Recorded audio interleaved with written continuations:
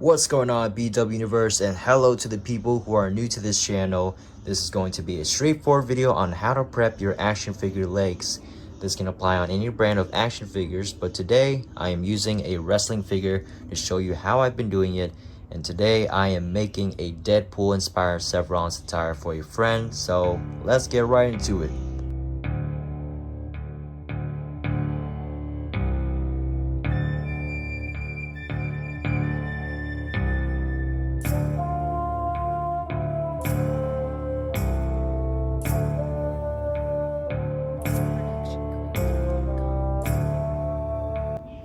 Alright, after removing all the leg parts, let me show you the areas I'm going to sand down.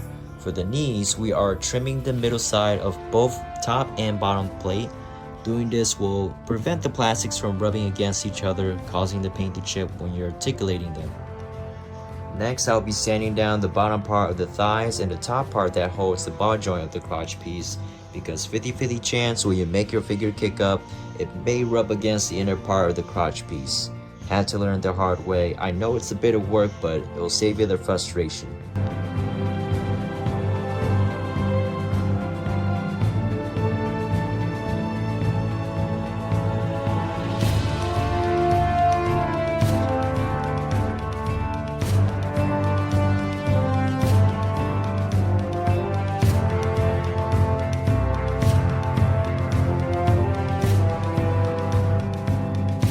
If your Dremel tool cannot reach this little corner here, my solution is to use an X-Acto knife to slice it off.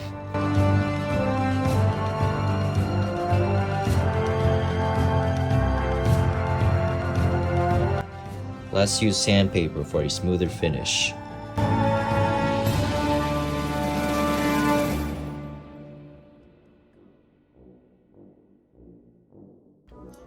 The next part would be the same procedure, trimming and sanding until you get a smooth finish.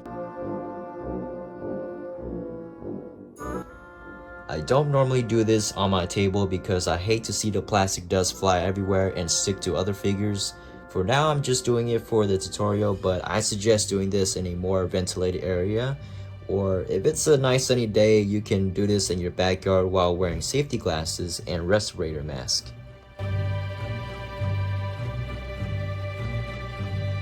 If your hand or fingers seems to get sore, feel free to take a break.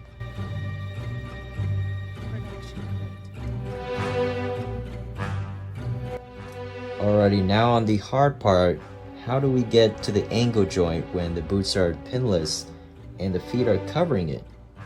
Well, I have a solution for that as well. You can heat up the foot to remove it, exposing the ankle hinge a little better, but we still want to sand all around the plate. And so how do we do that? I'm going to grab my X-Acto knife again and slice one side of the peg that's holding this hinge piece. And since it's already heated up, that makes it easier for me to pop the piece right off.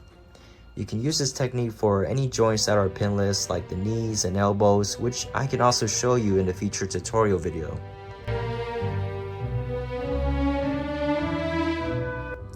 Here's me putting the piece back in. The more heated up, the more effortless it will be.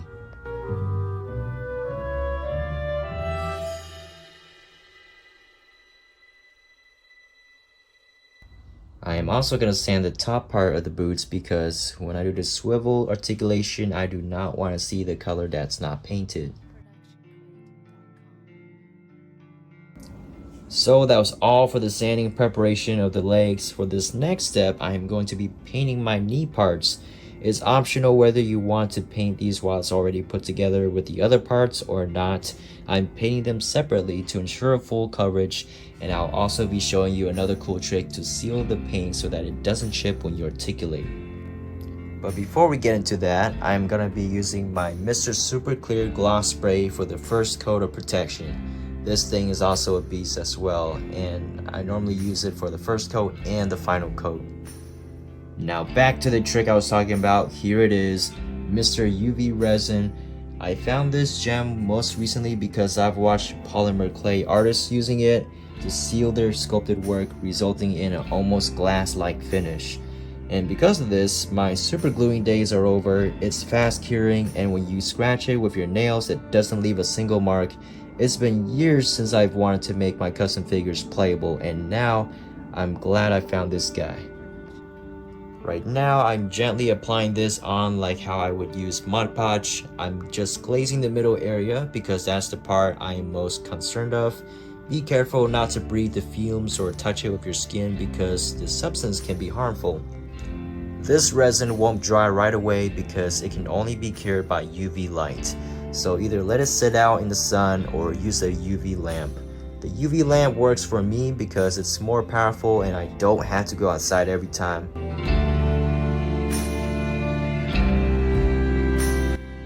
And here is the end result. I can confidently articulate the double jointed knees without it being damaged, and that makes me happy. Using regular sealant spray or Mod Podge or super glue is just not enough for me.